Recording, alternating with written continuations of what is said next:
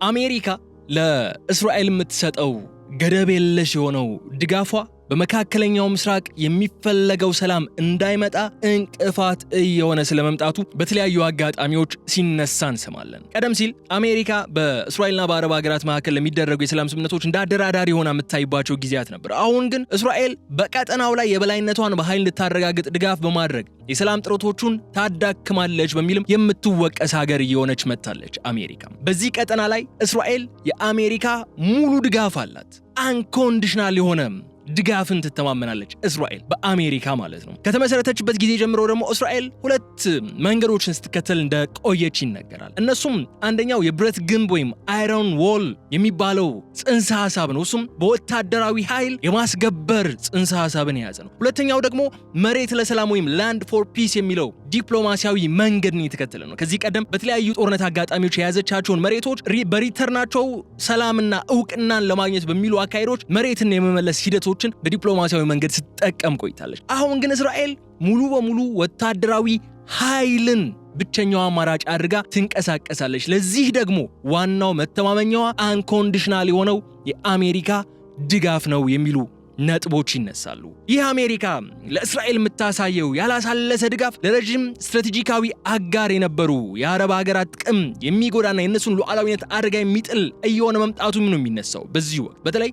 ባለፉት ወራት በአሜሪካ ኢራንና እስራኤል መካከል በነበረው ጦርነት ከተመለከትነው ዋጋ የከፈሉት ሀገራት እነዚህ የአሜሪካ ስትራቴጂክ አጋር የሚባሉት የገልፍ ሀገራት ናቸው። በዚህ ጦርነት ከፍተኛ ዋጋውን ሲከፍሉ የተመለከትናቸው። እንደዛም ሆኖ ግን አሜሪካ ለእስራኤል አንኮንዲሽናል የሆነ ድጋፏን እንደምትቀጥል እየተመለከትን እንገኛለን። በዚህ ምክንያትም ታዲያ በመካከለኛው ምስራቅ እውነተኛ ሰላም እንዲሰፍን የሚፈለግ ከሆነ አሜሪካ በእስራኤል ላይ ጠንካራ ጫናን ማሳደር እንዲሁም ከቻለች እስራኤል ለዚህ ማትገዛ ከሆነ ይህ የወታደራዊ ኃይል ላይ የመተማመን ሁኔታዋ እማትተው ከሆነ ድጋፏን አሜሪካ ማቆም አለባት የሚሉ ነጥቦችን እየተነሱ ያሉበት ወቅት ላይ እንገኛለን። ነገር ግን አሜሪካ እንዲሁ በቀላሉ ለእስራኤል የምታደርገው ድጋፍ በማቆም እስራኤል ወታደራዊ ኃይልን መሰረት ካደረገ አካሄድ ወጥታ በሰላማዊ መንገድ በሚደረጉ ድርድሮችን ችግሮቿ እንድትፈታ ማድረግ ትችላለች ወይ የሚለው ጥያቄ ትልቅ ጥያቄ ነው። ለምን ካላችሁኝ ይህ የእስራኤል የበላይነት በወታደራዊ ኃይል የመተማመን አቅምን እንድታዳብር ያደረገችው አሜሪካ ነች። አሜሪካ ይህንኑ የእስራኤል የበላይነት እንዲፈጠር የምትፈልግና ስትራቴጂካዊ በሆነ መንገድ የገነባችው ስለሆነ ነው የሚነሳው እዚህ ላይ። ከዚህ ጋር ተያይዞ ይህ የእስራኤልን ልዕልና ለመገንባት በከፍተኛ ሁኔታ ጥቅም ላይ ውሏል የሚባለው ኳሊታቲቭ ሚሊታሪ ኤጅ የተሰኘው መመሪያ መሰረት በማድረግ የዛሬው የልዩ ጥንቅር ፕሮግራማችን ቆይታ ያደርጋል። በዚህ የልዩ ጥንቅር የትንታኔ ፕሮግራማችን አሜሪካ ስለምን ለእስራኤል በተለየ መልኩ ድጋፍን ታደርጋለች የሚለውና ይህ ድጋፍን በቀጥታ ከኳሊታቲቭ ሚሊታሪ ኤድ ወይም QME ፖሊሲ ጋር እንዴት እንደሚገናኝ እናነሳዋለን። ይህ ፖሊሲ አሜሪካ እስራኤል በቀጠናው ከሚገኙ ሀገራት የተኛውም አይነት ጦርነት ውስጥ ብትገባ አሸናፊውን እንድትወጣ ከዚህም አልፎ ከቀጠናው ሀገራት ሁሉ የተሻለ ወታደራዊ አቅምና የበላይነትን ማረጋገጥ እንድትችል ማድረግን መሰረት ያደረገ ፖሊሲ ነው። ፖሊሲው ባጭሩ ለመግለጽ ያክል በምን ላስረዳችሁ መሰላችሁ? ለምሳሌ አሜሪካ በቀጠናው ያሉ በእስራኤል ዙሪያ ያሉ ሀገራት መሳሪያ የምትሸጥበት እድል ካለ ያ መሳሪያ ከመሸጡ በፊት የእስራኤልን ጥቅም ብሔራዊ ጥቅም ይነካል አይነካም የሚለው ጉዳይ ይዳሰሳል። ከዛም አልፎ እነዛ ሀገራት ምናልባት የአሜሪካ ስትራቴጂክ አጋር ስለሆኑ እንኳን መሳሪያው እንዲሸጥላቸው ቢወሰን ራሱ እስራኤል ያንን መሳሪያ ካውንተር የምታደርግበትን የምታከሽፍበትን መሳሪያ መታጠቅ ቀድማ ግድ ይላል የሚል ይዘት ያለው ፖሊሲ ነው። ይህ ኳሊታቲቭ ሚሊታሪ ኤጅ የሚለው QME በመባል የሚታወቀው ፖሊሲ ማለት ነው። ይህ ፖሊሲ ለአሜሪካ መንግስት እንደ ግዴታ ሆኖ ከ1967 ጀምሮ እየተሰራበት ያለ ጉዳይ ነው። ጉዳዩ አሜሪካ፣ ሳውዲ አሊያም UAE ወይም ሌላ ማንኛውም ሀገር ከእስራኤል ጋር በእኩል አይን የምታይበት ምክንያት እንደሌላት የሚያሳይ ነው። ለምን? በፖሊሲም ይሁን በሌሎች የተፈረሙ ስምምነቶች የእስራኤልና የአሜሪካ ስምምነት ተራ የሁለትዮሽ ስምምነት ስላልሆነ የሚል መልስ ነው የሚቀመጠው። ይህም እስራኤል የራሷን የአሜሪካን ስምምነቶች እንኳን ችላ እንድትልና በቀጠናው ያሉ ሁሉም ፍላጎቶቿ በጉልበት ለማስከበር እንድትመርጥ እያደረጋት እንዳለ ይነሳል። ለምሳሌ አሁን ይህ እየተነሳ ያለው የአሜሪካና የኢራን ትራምፕ ግሬት ዲል ታላቁ ስምምነት እያሉ እየጠሩት ያሉት ስምምነት አለ አይደለ? እስራኤል ይህንን ስምምነት ለማደናቀፍ እየጣረች ነው የሚባለውም እስራኤል በዚህ የአሜሪካ ፖሊሲ አማካኝነት በገነባችው አቅም ነው ይህንን እያደረገች የምትገኘው። በሌላ በኩል ደግሞ አሜሪካ እስራኤል በቀጠናው ብቸኛዋ ኃያል ሆና እንድትወጣ የምትገባባቸው ማንኛቸውም ጦርነቶች አሸናፊ ሆና እንድትቋጭ ከቀጠናው ሀገራት የበለጠ መሳሪያ እንዲኖራትና አቅም እንዲኖራት የማድረግ ግዴታ አላት በፖሊሲም በስምምነትም ደረጃ። ነገር ግን አሁን እየተፈረመ ነው ተብሎ እየተነሳ ያለው ሹር ሆነን ማውራት አንችልም። እርግጥ ነው ለምን ይፋው የሆነውን ዶክመንቱን አልተመለከትነውም። ግን እየወጡ ያሉት መረጃዎች ስምምነቱ ሎንግ ተርም ኢራንን የቀጠናው ኃያል ሊያደርጋት የሚችል እንደሆነ ነው የሚነሳው። ጦርነቱ አሁንም እየተካሄደ ያለው ኢራን አቅም ስላላት ነው፣ እስራኤልን መገዳደር ስለምትችል ነው ጦርነቱ ላይ እየተሳተፈች የምትገኙ። ከአሜሪካ ጋርም ተጋፍጣ ቆማ ድርድር ጠረጴዛ ላይ ቁጭ ብላ ተቀምጣ ፍላጎቶቿን ለማስከበር ስትጥር ኢራንን ተመልክተናታል። አሜሪካ እየተስማማቸው ያለችውን ስምምነት እስራኤላውያን ፖለቲከኞችና ልሂቃን ለእስራኤል የህልውና ስጋት ነው ብለው እንዲደመድሙት እያደረገ ባለበት በዚህ ሰዓት አሜሪካ ደግሞ የእስራኤልን ህልውና ስጋቶችን ማስወገድና እስራኤል የአካባቢው ብቸኛ ኃያል ሆና እንድትቆም የማድረግ ግዴታዎች አሏቸው። ኢራን በዚህ ስምምነት መሰረት ማዕቀቦች የሚነሱላት፣ የታገዱ ገንዘቦቿ የሚለቀቁላት፣ በር የሚከፈትላት ከሆነ አስባችሁታል? ላለፉት 40ና ምናምን ዓመታት በማዕቀብ ስር ሆና ኢራን ይህንን የመሰለ ወታደራዊ አቅም መገንባት ከቻለች፣ ነዳጇን በቅናሽ ዋጋ በጥቁር ገበያ እየሸጠች ሚሊታሪ ፕሮጀክቶቿን የምትደግፍ የነበረችው ሀገር አሁን በነፃ ገበያ ያለምንም ማዕቀብ ያለምንም ክልከላና እገዳ ነዳጇን በማርኬት ፕሌስ ዋጋ ወደ ገበያ አቅርባ ገንዘብ ማግኘት የምትችልባቸው ዕድሎች ከተፈጠሩ፣ ማዕቀቦቿ ተነስቶ የተለያዩ ለሚሳኤሎቿ ለድሮኖቿ የሚሆኑ ኤሌክትሮኒክስ ግብአቶች ማስገባት የምትችልበት ሁኔታ ቢፈጠር የቀጠናው ኃያል ኢራን ብቻ የምትሆንበት እድል ግልጽ ነው የሚታየው። ይህ ደግሞ አሜሪካና እስራኤል ከተስማሙዋቸው ስምምነቶች አንጻር ቀይ መስመር ነው። አሜሪካ እስራኤልን በዛ አካባቢ ብቸኛ የበላይ ሀገርና ኃያል ሆና እንድትቀጥል የማድረግ ግዴታ አላት። ትራምፕ ከዚህ ግዴታቸው ያፈገፍጋሉ ወይስ እንዴት የሚለው ቀጣይ ላይ የምንመለከተው ጉዳይ ነው። ዛሬ ግን አሜሪካ እስራኤልን የቀጠናው ብቸኛ ኃያል ለማድረግ የምትከተሉን ፖሊሲን እንዲሁም በዛ ፖሊሲ ምክንያት በመካከለኛው ምስራቅ ሰላም ሊሰፍን አልቻለም የሚሉትን ጉዳዮች እያነሳን ነው ቆይታ የምናደርገው። ግን እናንተ ምን ይመስላችኋል? እስቲ ኮሜንት መስጫው ላይ ሐሳብ አስተያየታችሁን አስቀምጡልኝ። አሜሪካ ለእስራኤል የምትሰጠው ገደብ የለሽና አንኮንዲሽናል የሆነ በምንም ነገር ምክንያት የማይገደበው ድጋፍ በመካከለኛው ምስራቅ ለሚፈለገው ሰላም እንቅፋት እየሆነ መጥቷል የሚለውን ሐሳብ ምን ይመስላችኋል እናንተ? አዎ ልክ ነው ወይስ አይደለም? ከምክንያቱ ጋር ኮሜንት መስጫው ላይ እንድታስቀምጡልኝ ጋብዤ ከተከታይ አጭር መሸጋገሪያ በኋላ ስመለስ ምክንያቶቹን አንድ ባንድ እያነሳን እንቆያለን። ስለዚህ በድጋሚ አብራችሁን ቆዩ። የገበያ ሚዲያን የዩቲዩብ ገጽ ሰብስክራይብ አድርጉ። በድጋሚ ከተከታይ አጭር መሸጋገሪያ በኋላ ስንመለስ በዝርዝር ጉዳዮች ይሆናል። መልካም ቆይታ። ለእርሶም ለልጆም ይሆናል ውርስም እንዲሁም ቅርስ ነው። በዲፕሎማቶች መቀመጫ በሆነችው አፍሪካ ህብረት አጠገብ ለእርሶ በቀረበ ዋጋ በካሬ 89 ሺህ ብር ቀድሞ ለሚመዘገበው 20 ሰዎች ብቻ የማያዳግም ወርቃማ ዕድል ከሰመር ሪል ስቴት ካሳንቺስ ላይ ጥንቅቅ አድርገን የገነባነውን ባለ 17 አፓርታማ ህንፃ ማስረከባችንን ስንገልጽ በልዩ ደስታ ነው። ዛሬ ላይ ደግሞ ከአፍሪካ ህብረት ጎን ከባለ 1 እስከ ባለ 3 መኝታ ሰፊ ካሬ አማራጮችን በ10% ቅድመ ክፍያ ከ700 ሺህ ብር ጀምሮ ለሽያጭ አቅርበናል። ቤታችን ዲዛይናቸው በስካይላይት እና በአየር መንገድ ዕውቅ አርኪቴክቸሮች መሰራታቸው ይበልጥ ተመራጭ ያደርገናል። እንዳያስቡ ሁሉንም የጋራ መገልገያዎች ዘመኑን በዋጀ መንገድ ተሰርተዋል። ቤቱን እየኖሩበት በረጅም ጊዜ የሚከፍሉት 50% የባንክ ብድርም ተመቻችቶሎታል። ፈጥኖ በመደወል የቅናሹ ተጠቃሚ ሆኖ ጥራትና ምክንያታዊ ዋጋ መገለጫችን ነው። ሰመር ሪል ስቴት።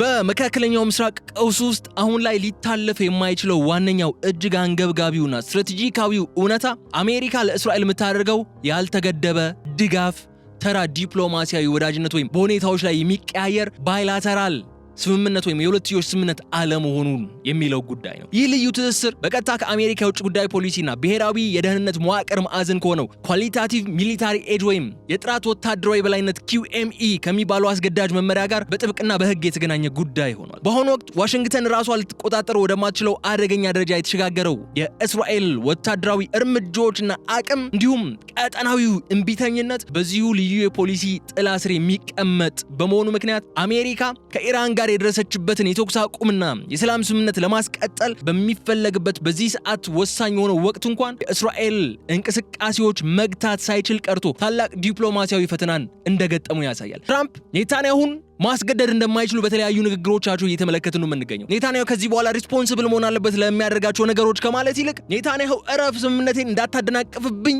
አርፈ ተቀመጥ የሚል ቁርጥ የሆነ ቆፍጣናም ትዕዛዝ እንኳን ሲያስተላልፉ እየተመለከትናቸው አይደለም።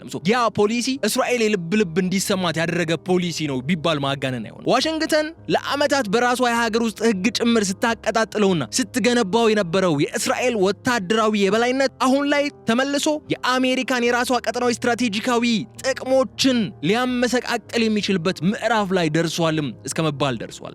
ይህ አሁን ላይ ያየነው የምንገኘው የወቅቱ ታላቅ ቀውስ በአንድ ጀንበር የተከሰተ ድንገተኛ ክስተት ሳይሆን ባለፉት 10 ዓመታት አሜሪካ በአረብ ሀገራትና በእስራኤል መካከል የሰላም ስምምነቶችን ስታስተናግድ ከነበረበት የዲፕሎማሲ መስመር ሙሉ በሙሉ ማፈንገጧና ለእስራኤል የምትሰጠውን ልዩ ጥቅምና ስልጣን የሚያሳይ ነው። ቀደም ባሉት የታሪክ አጋጣሚዎች አሜሪካ በ1956ቱ የሶስትዮሽ ጥቃት ወቅት ማለትም የእስራኤል የእንግሊዝና የፈረንሳይ ጥምረትን ያስቆመችበት አጋጣሚ ማለት ነው። እንዲሁም በ1967ቱ የሰኔው ጦርነት ላይ አሊያም ደግሞ በ1973ቱ የጥቅምት ጦርነት ማግስት ቀጠናዊ መረጋጋትን ለመፍጠር የራሷን ተጽዕኖ ለመጠቀም የሞከረችበት ታሪክ ነበረ። ግን እንደዛ ቢሆንም በሂደት መደበኛውን ዲፕሎማሲ ወደ ጎን በመተው እስራኤልን የማስታጠቅና የኳሊታቲቭ ሚሊታሪ ኤጅ ፖሊሲን ያለምንም ገደብ የማስፈጸም ስራ ላይ ብቻ ማተኮሯ የዛሬውን ቀውስ ወልዷል ተብሎ ይታመናል። ይህ አካሄድ አሜሪካ በክልሉ ላይ ሊኖራት የሚገባውን ተሰሚነትና የማዘዝ አቅምን እጅግ ያዳከመ፣ እስራኤልን በፈለገችው ጊዜ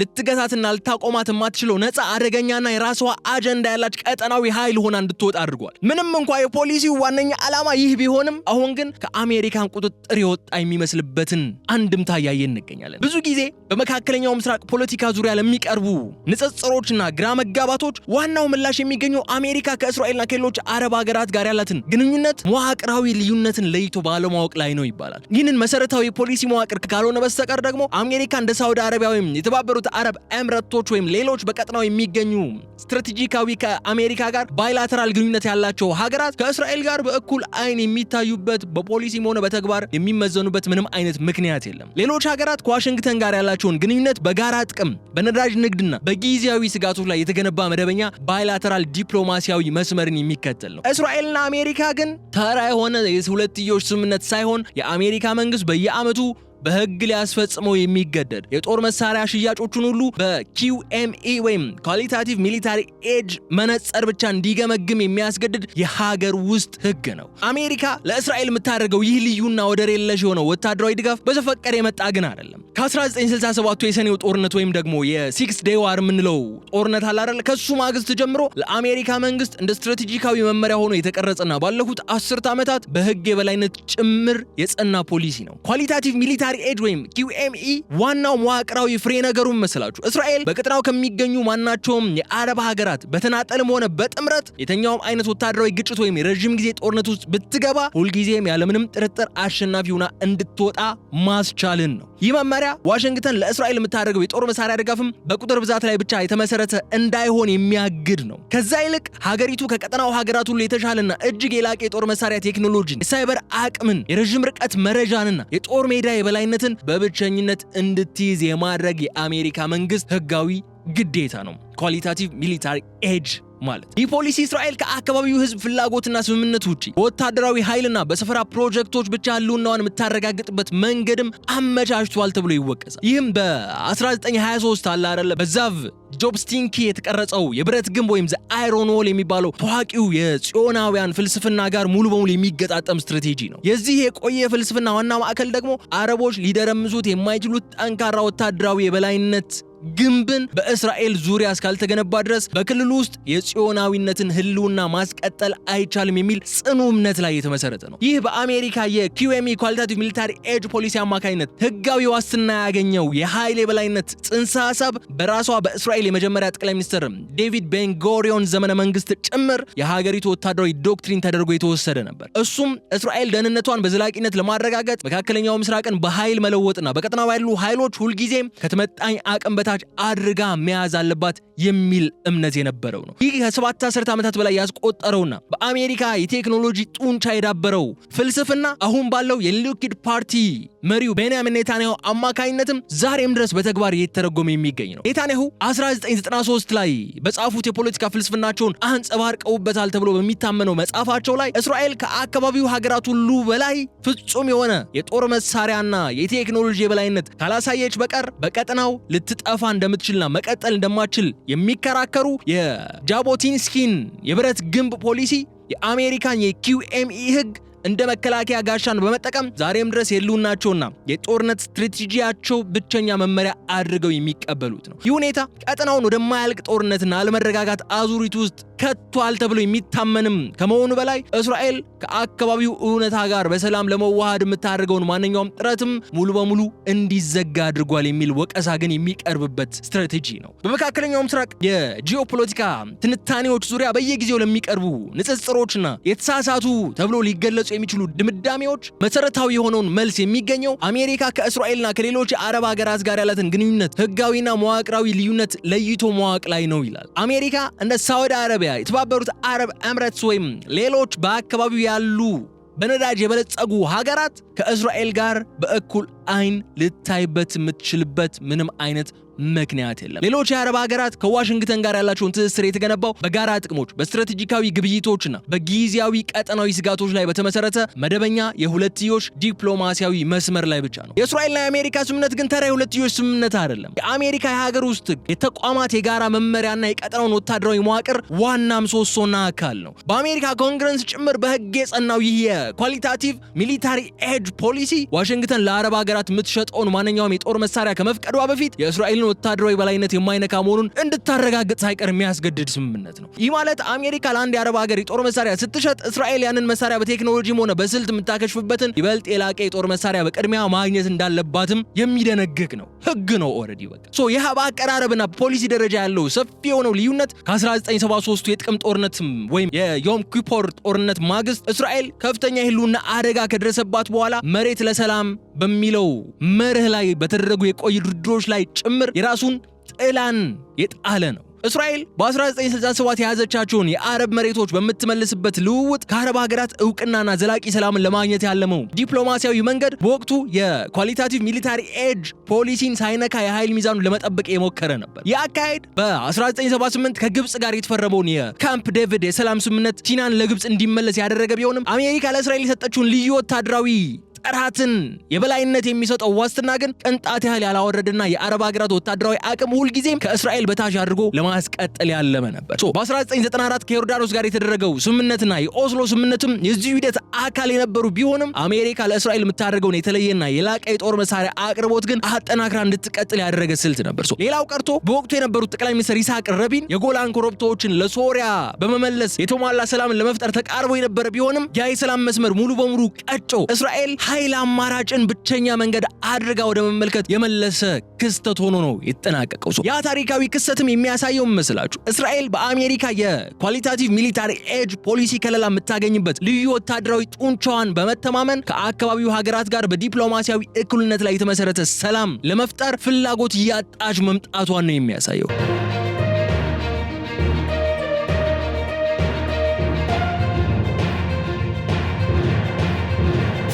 ይህ የእስራኤልና የአሜሪካ ስልታዊው ግንኙነት ተራ የሆነ የሁለትዮሽ ዲፕሎማሲያዊ መንገድ አይደለም፣ እጅግ የላቀ ነው። ከዛ በላይ ብያችኋለሁ። በአረቡ ዓለም በኩል ባለፉት 10 ዓመታት የቀረቡት ታላላቅ የሰላም ጥሪዎች ሙሉ በሙሉ ለምን ፍሬ ሳይይዙ መክሸፍ ቻሉ ሲባል ግልጽ የሆነው ማብራሪያ የሚሰጠን ይኸው ፖሊሲ ነው። ለምሳሌ አንድ ጉዳይ እናንሳ። የዚህ ትልቅና ታሪካዊ ማረጋገጫ በ2002 የቤይሩት የአረብ ሰላም ተነሳሽነት ወይም አረብ ፒስ ኢኒሺዬቲቭ አንድ ነው። ይህ እቅድ መላው የአረብ ሀገራት እስራኤልን በይፋ እውቅና ሰጥተው ዲፕሎማሲያዊ ግንኙነትን መስርተው በሰላም ለመኖር የዘረጉት ታላቅ እጅ ነበር። በዚህ ስምምነት ላይ ግን የአረቡ መሪዎች ያስቀመጡት ቅድመ ሁኔታ እስራኤል እንደ አውሮፓውያኖች አቆጣጠር በ1967 ጦርነት በኃይል የያዘቻቸውን የፍልስጤም መሬቶች፣ የጋዛ ሰርጥን፣ የምስራቅ ኢየሩሳሌምንና የሶሪያን የጎላን ኮረብታዎችን ለቃ እንድትወጣና በምትኩም ነፃ የፍልስጤም መንግስት እንዲመሰረት እንድትፈቅድ የሚል ነበር። ይህ ከተፈጸመ መላው የአረብና የሙስሊሙ ዓለም ለእስራኤል ሙሉ ደህንነትና ዘላቂ ሰላምን ሊያረጋግጥ በሊጋቸው አማካኝነት ቃል ገብቶ ነበር። ይሁን እንጂ ይህ ታሪካዊ ህገ ህጋዊና ትልቅ ፖለቲካዊ መስዋዕትነት የተሞላበት የአረብ ሀገራት የሰላም ጥሪ በእስራኤልም ሆነ በዋሽንግተን በኩል ምንም አይነት ትኩረትና አዎንታዊ ምላሽ ሳይሰጠው ሙሉ በሙሉ ወደ ጎን ተትቶ የነበረ ነው። ለዚህ ምክንያቱ ደግሞ መሰላችሁ አሜሪካ በፖሊሲ ደረጃ ለእስራኤል ያረጋገጠችው የኳሊታቲቭ ሚሊታሪ ኤጅ የበላይነት እስራኤል ከአረብ ሀገራት ጋር የምታደርገው ማንኛውም አይነት ግንኙነት ወይም ድርድር እኩልነት ላይ የተመሰረተ ሳይሆን በራሷ የኃይል ፍላጎትና ፍጹም ወታደራዊ የበላይነት ላይ ብቻ የተመሰረተ እንዲሆን ስለሚያደርግ ነው። እስራኤል ይህንን ጥሪ ውድቅ በማድረግ ቀጠናዊ የበላይነቷን በአሜሪካ ዘመናዊ የጦር መሳሪያዎችን ለማስከበር መምረጧ ደግሞ በፖሊሲ ደረጃ ከተሰጣት ከማንም ሀገር በላይ የመሆን ልዩ መብት የሚነሳ ነው። ይህ ገደብ አልባ ፖሊሲ እስራኤል በአካባቢው ሀገራት ላይ የምታሳየውን ንቀት የጨመረው እንደሆነ ነው የሚገለጸው። አሜሪካ መደበኛ ዲፕሎማሲያዊ አጋሯ ከሆኑትን የአረብ ሀገራት ፍላጎት ይልቅ ለእስራኤል ልዩ ጥቅም ስትልም መስዋዕት ልታደርጋቸው ወደ ኋላ እንደማትል ያረጋገጠ ክስተት ነው ያ አካሄድ። የእስራኤል መንግስት በየጊዜው ወደ ኃይል፣ ወደ ቀጠናዊ ወታደራዊ እርምጃዎችና ወደ ግልጽ የጉልበት መንገዶችን በመመለስ የውስጥ የፖለቲካ ወይም የኔታንያሁ ግትር አቋሞች የፈጠራቸው ውጤቶች ብቻ አይደሉም። የአሜሪካ መንግስት ኳሊታቲቭ ሚሊታሪ ኤድ የተሰኘው ፖሊሲ አማካኝነት ለዚህ አጥፊ አካሄድ የሰጠው ህጋዊ ማበረታቻና የዲፕሎማሲያዊ ጋሻ ቀጥተኛ ነጸብራቅ ነው ተብሎ ይቀመጣል። ዋሽንግተን በእስራኤል ጦርና በቴል አቪቭ ውሳኔዎች ላይ ምንም አይነት የድንበር የባህሪ ወይም የሰብአዊ መብት ገደብ ለመጣል ፍቃደኛ ለመሆኗ በቴል አቪቭ መሪዎች ዘንድ አሜሪካ እኛን ከቀጠናው ሀገራት ሁሉ በላቀ ሁኔታ የማሳጠቅና የመጠበቅ ፍጹም የማይሻር የህግ ግዴታ አለባት የሚል ጽኑ እምነት እንዲሰርጽባቸው አድርጓል። አሜሪካ በመካከለኛው ምስራቅ ውስጥ የእስራኤል ስልታዊ ስጋትና ወታደራዊ ፍላጎትን ብቸኛው ህጋዊ ሊከበር የሚገባውና ለድርድር የማይቀርብ መብት እንደሆነ አድርጋ መንቀሳቀሷ ደግሞ የመደበኛ የሁለትዮሽ የዲፕሎማሲ ህግጋትን ሙሉ በሙሉ የጣሰና በዓለም አቀፍ መድረክም ተጠያቂነትን ያጠፋ አደገኛ አሰራር ስለመሆኑ ይነሳል። ይህ የአሜሪካ ስትራቴጂካዊ አካሄድ በቀጠናው ያሉትና ከአሜሪካ ጋር የረጅም ጊዜ ታሪክ ያላቸው እንደ ሳውዲ አረቢያና የተባበሩት አረብ ኤምሬትስ ያሉ ታማኝ የአሜሪካ አጋሮች መሰረታዊ ጥቅምና ብሔራዊ ደህንነትን ለእስራኤል ፍጹም የበላይነት ሲባል ሁልጊዜም ወደታች ዝቅ ተደርጎ እንዲቀመጥ ያደረገ ነው። ለእስራኤል የሚቀርበው ድጋፍ ከዓመታዊ የቢሊዮን ዶላሮች ነፃ የገንዘብ እርዳታና ከከባድ የጦር መሳሪያ አቅርቦት ባለፈ አሜሪካ ሌሎች ቀጠናዊ አጋሮች ፈጽሞ የማትፈቅደውን የጦር ሜዳ የኃይል ሚዛኑን ሙሉ በሙሉ የሚቀይረውን እጅግ የተራቀቀ የጦር መሳሪያ ቴክኖሎጂንና የረጅም ርቀት ሚሳኤል መከላከያ ዘዴዎችንም ጭምር ለእስራኤል ብቻ በብቸኝነት መፍቀድን ያካትታል። ምናልባት ይህ አሁን ያነሳውላችሁ ሐሳብ በጦርነቱ ሂደት ላይ እስራኤል ያን ያክል ጉዳት አላስተናገደችም። አሜሪካ እስራኤል ራሷን ለመከላከል ከተኮሰችው በላይ ተኩሳ እስራኤልን ተከላክላለች።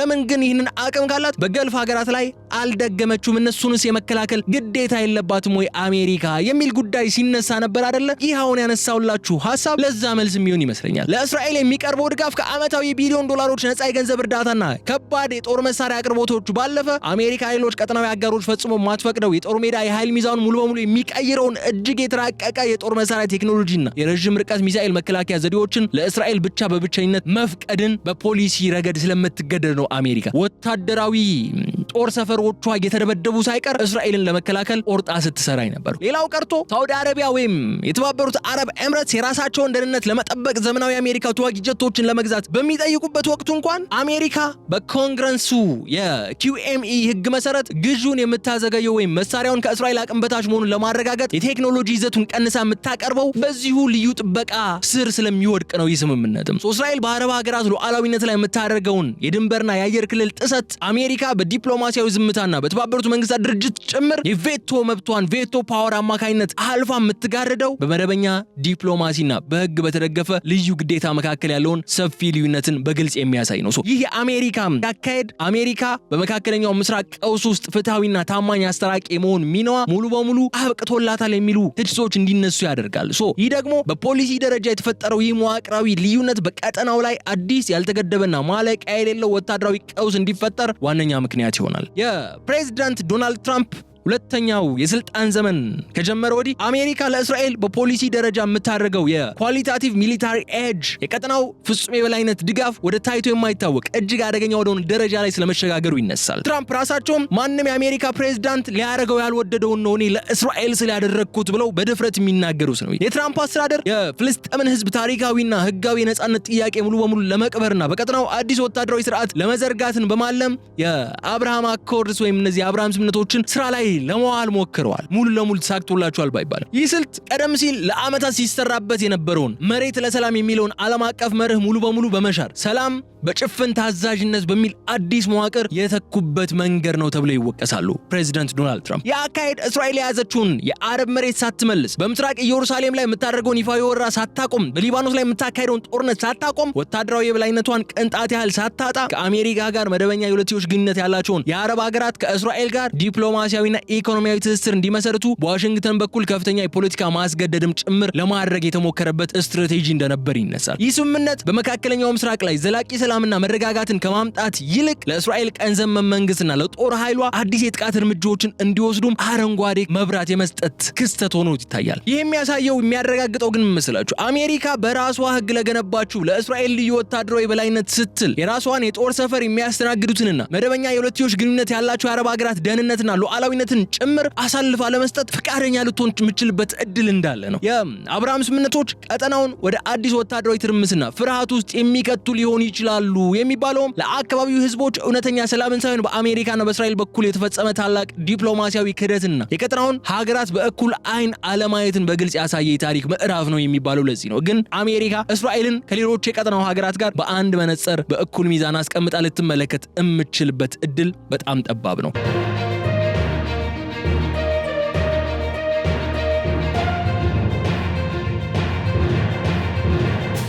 የትራምፕ አስተዳደር በኳሊታቲቭ ሚሊታሪ ኤጅ ፍልስፍና ላይ ተመስርቶ በእስራኤል ፍላጎትና ግፊት መሰረት በኢራን ላይ የሚከፍታቸውን የተለያዩ ጊዜ ጦርነቶች እንዲሁም ማዕቀቦች የአሜሪካን የራሷ የውጭ ጉዳይ ፖሊሲ ስትራቴጂና የሀገር ውስጥ ጥቅሞችን በቀጥታ የጎዳ ታላቅ ስህተት ተደርጎ የሚቆጠሩ ለዚህ ነው። ይህ ላለፉት ወራት የተካሄደው ጦርነት አሜሪካ በመካከለኛው ምስራቅ ያላትን የረጅም ጊዜ መደበኛ ስትራቴጂካዊ አጋር የሆኑትን የአረብ ሀገራት ብሔራዊ ደህንነት እጅግ አደገኛ ለሆነ አጸፋዊ ጥቃት ያጋለጠ ሲሆን የጦርነቱ ፖለቲካም ሆነ ስልታዊ ጥቅሙም ሙሉ በሙሉ ወደ ቴል አቪቭ ብቻ ያገደለ ነበር ይባላል። ዋሽንግተን የራሷን የኢኮኖሚ መረጋጋትና እንደ ሳውዲ አረቢያና ዩኤኢ የመሳሰሉ የባህረ ሰላጤው አጋሮቿን ሰላም መስዋዕትነት በማድረግ ኔታንያሁ የጦርነት ፍላጎትና የቀጠናው መሪ መሆን ህልሟቸውን እንዲፈጽሙ አስፈጻሚ ሆና መቅረቧ በአረቡ ዓለም ዘንድ በአሜሪካ መደበኛ ዲፕሎማሲ ላይ የነበራቸው እምነት ተሸርሽሯል የሚል ሐሳብም እንዲነሳ አድርጓል። ይህ በሰላምና በቀጠናው ጥበቃ ስም የተጠቀለለው ወታደራዊ ትርምስ ግን የአረብ ሀገራት የራሳቸውን ቀጠናዊ ደህንነትና የውስጥ ልማት በራሳቸው መንገድ እንዳይቀይሱ ትልቅ እንቅፋት የሆነባቸው ከመሆኑም በላይ የእስራኤልን የኳሊታቲቭ ሚሊታሪ ኤጅ የበላይነት ያለምንም ቅሬታ በግድ እንዲቀበሉ ለማድረግ ሆን ብሎ የታለመ ስትራቴጂ ነው ሲባልም ይወቀሳል። አሜሪካ ለኔታንያሁ የፖለቲካ ህልውናና ለጽዮናውያን የብረት ግንብ ፍልስፍና ስትል መላውን መካከለኛው ምስራቅ ወደ ጦርነት አውድማነት ለውጣለች። በመደበኛ የሁለትዮሽ ዲፕሎማሲና በህግ በተደገፈ ልዩ ስልታዊ ግዴታ መካከል ያለው ሰፊ ገደልም በግልጽ አሳይታለች ይባላል። ይህ የኢራን ጦርነት የአሜሪካን ወታደራዊ አቅምና ዲፕሎማሲያዊ ተሰሚነት ከፉኛ የፈተነ ክስተት ሆኖ የተመዘገበም ሲሆን ዋሽንግተን ሌሎች ሀገራት እኩል አይን እንደሌላትና የምትመራው በእስራኤል የደህንነት መለኪያ ብቻ መሆኑን ያረጋገጠ ታላቅ ማሳያ ሆኗል። አሜሪካ የምትመራው የእስራኤልን የደህንነት መለኪያን ብቻ መሰረት አድርጋ ከሆነ በዚህ መሰረት አሁን ከኢራን ጋር የተስማማቸው ያለውን ስምምነትስ ይህኑ የእስራኤል የደህንነት መለኪያን መስፈርት የሚያሟላ ነው ወይ? ሌላ ጥያቄ ይሆናል። በዚህ ስምምነት ላይ በርካታ እስራኤላውያን ፖለቲከኞች አሁን በስልጣን ላይ ያሉ ቀድሞ በስልጣን የነበሩ ወታደራዊ መኮንኖችና ጋዜጠኞችም ጭምር ይህ ስምምነት ለኛ የህልውና አደጋን ይዞ የሚመጣ ነው የሚል ሐሳብን እያነሱ ነው ያሉት። እውነት ነው። እስካሁን እየወጡ ባሉ ነጥቦች መሰረት ከሆነ ይህ ስምምነት ትራምፕ ማምለጫ መንገድን እየፈጠሩ እስራኤል አደጋን ውስጥ እየጣሉ ኢራን ደግሞ ሁሌም ስትመኘው የነበረውን የቀጠናው ልዕለ ኃያል የመሆን ፍላጎቷን ልታሳካ የምትችልበት መንገድ ነው። ሌላው ነገር ቀርቶ ቀደም ብዬ መግቢያ ላይ እንዳነሳውላችሁ ኢራን ማዕቀቦቿ ተነስተውላት ነዳጇን በገበያ ዋጋ ማቅረብ ከቻለች ነዳጇን የሚገዙ ሀገራት ምንም አይነት ኮንሲከንስ ማያጋጥማቸው ከሆነና በነጻነት የኢራንን ነዳጅ መግዛት የሚችሉበት ሁኔታ ተመቻቸ ማለት ኢራን ምን አይነት ገቢዎችን አግኝታ ምን አይነት ኢኮኖሚካል ማንሰራራትን አረጋግጣ ወደ ምን ልትጓዝ ትችላለች የሚለው እንግዲህ ግልጽ ስለሆነ ማብራሪያ የሚያስፈልጉ አይመስልም። ይህ ደግሞ የእስራኤልን የደህንነት መስፈርቶች የሚያሟላ ይሆናል ብለው መጠበቅ ሞኝነት ነው የሚሆነው። ትራምፕ የእስራኤልን የደህንነት መለኪያዎችን መሰረት አድርገው ከሆነ ውሳኔዎችን የሚወስኑትና በቀጠናው የሚያደርጓቸው እንቅስቃሴዎች እስራኤልን ታሳቢ ያደረጉ ከሆኑ ይህ ስምምነት ትራምፕ ይፈርሙታል ወይ?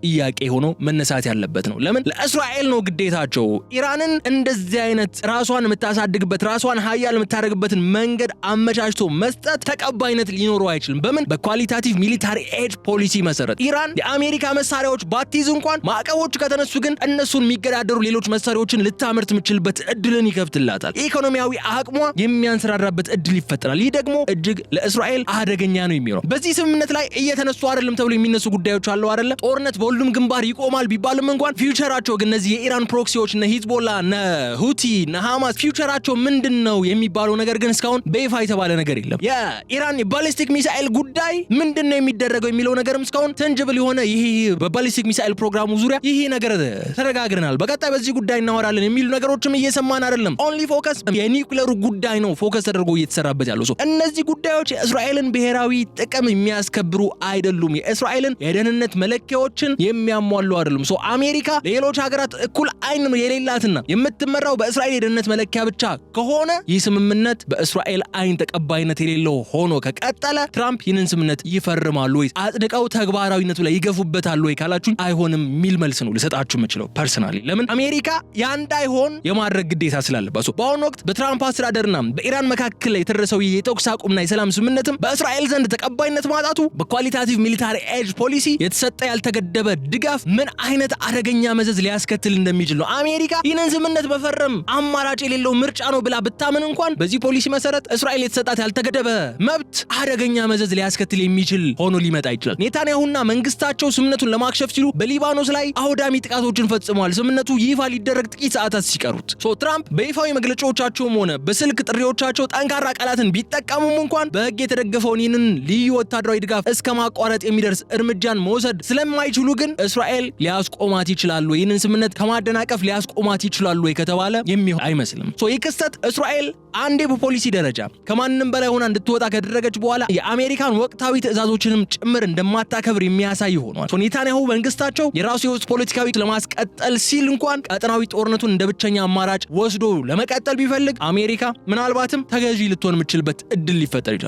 አሜሪካ በራሷ ህግ የፈጠረችው ወታደራዊ በላይነት አሁን ራሷን መታዘዝ ፈቃደኛ ያልሆነበት ደረጃ ላይ መድረሱ በሱፐር ፓወሯ አሜሪካና በመደበኛ ዲፕሎማሲያዊ አጋሮቿ መካከል ያለውን እምነት ሊያጠፋው የሚችልበት እድል አለ። ይህ በመካከለኛው ምስራቅ ያለው ታሪካዊ ቀውስ ውስጥ ሰላምን ለማውረድ በሚደረጉ ጥረቶች ሙሉ በሙሉ ተደጋጋሚ ውድቀት የሚመዘገበው የአሜሪካ ፖሊሲ አውጪዎች ሆኑ ዓለም አቀፍ ተንታኞች ከላይ ከሚፈረሙ ስምምነቶች ባለፈ ከታች ስር ሰዶ ያለውን የእውነተኛውን ህዝብ ማህበራዊና ፖለቲካዊ እውነታ ሙሉ በሙሉ ወደ ጎን የሚገፈትሩ ስለሆነ ነው። ዋሽንግተንና ቴልአቪቭ የቱንም ያህል ስምምነቶች በመደበኛና የሁለትዮሽ ዲፕሎማሲና በጋራ ደህንነት ፕሮፓጋንዳዎች ቢሸፍኗቸውም በቅርቡ ይፋ እየወጡ ያሉ የአስተያየት ጠቋሚ ወይም ኦፒኒየን ኢንዴክስ መጠነ ሰፊ ጥናቶች በተለይም አረብ ኦፒኒየን ኢንዴክሶች ይህንን የተዛባው ናሬቲቭ ሙሉ በሙሉ እያፈረሱና እውነታውን እያጋለጡ ያሉ ሆነው ተገኝቷል። በዚህ አጠቃላይ ቀጠናዊ ጥናት መሰረት 87% የሚሆነው ሰፊው የአረብ ማህበረሰብ ከእስራኤል ጋር የሚደረገውን ማንኛውም አይነት የፖለቲካ የኢኮኖሚና ወታደራዊ ግንኙነትና እውቅና የመስጠት ሂደትን በጥብቅና በግልጽ እንደሚቃወሙ ይገልጻል። ይህ የሚያሳየው የአሜሪካ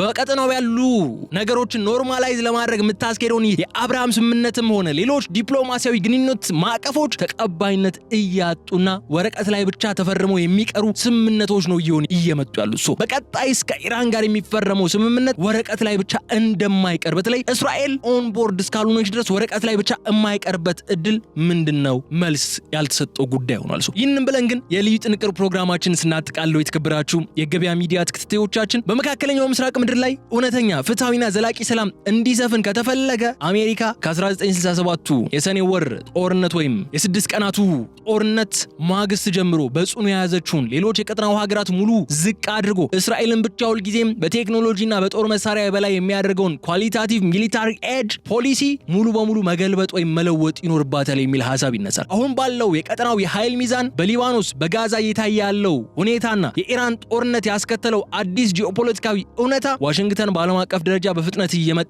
ያለውን የባለ ብዙ ዋልታ ወይም መልታይ ፖላር የዓለም ስርዓት አንጻር በዚህ ስትራቴጂካዊ በሆነ መካከለኛው ምስራቅ ላይ ያላትን ተሰሚነትና የበላይነት ሙሉ በሙሉ ልታጣ የምትችልበትን ታላቅ አደጋ የሚደቅንባት ነው። የኳሊታቲቭ ሚሊታሪ ኤጅ ፖሊሲ ፖሊሲ እስራኤልን ከአሜሪካ ቁጥጥር ውጭ የሆነች ነፃ ሀያል አድርጎ የቀረጸ ፖሊሲ በመሆኑ ዋሽንግተን የራሷን ብሔራዊ ጥቅሞች ጭምር ማስከበር ወደማችልበት ዲፕሎማሲያዊ ማዕዘን ውስጥ ሊከታት የሚችል እንደሚሆን ይሰጋል። አሜሪካ በቀጠናው ላይ ያላትን የፖለቲካ ተሰሚነትና የኢኮኖሚ ጥቅሞችን አስከብራ ለመቀጠል የምትፈልግ ከሆነ ከአሁን በኋላ መደበኛ የሁለትዮሽ ዲፕሎማሲያዊ ግንኙነቶችን ከእስራኤል ልዩ የህግ ግዴታ ጋር እየቀላቀለች መጓዝ የምትችልበት እድል ሙሉ በሙሉ አብቅቷል የሚል ነጥብ ይነሳል። ይልቁንም ታዲያ ሁለት ከባድና ቆራጥ ምርጫዎችን ከፊቷ ላይ እንደሚቀመጡ ይነሳል። የመጀመሪያው ምርጫ በእስራኤል ላይ ያላትን ታሪካዊ የኢኮኖሚ ዲፕሎማሲና ወታደራዊ ጫናን ሙሉ በሙሉ በመጠቀም ይህንን የሌሎች ሀገራትን ያገለለ ልዩ የኳሊታቲቭ ሚሊታሪ ኤጅ ወታደራዊ በላይነት ህግን በማስቀረት እስራኤል ከቀጠናው ሀገራት ጋር በዲፕሎማሲያዊ እኩልነት ላይ ተመስርታ እንድትደራደርና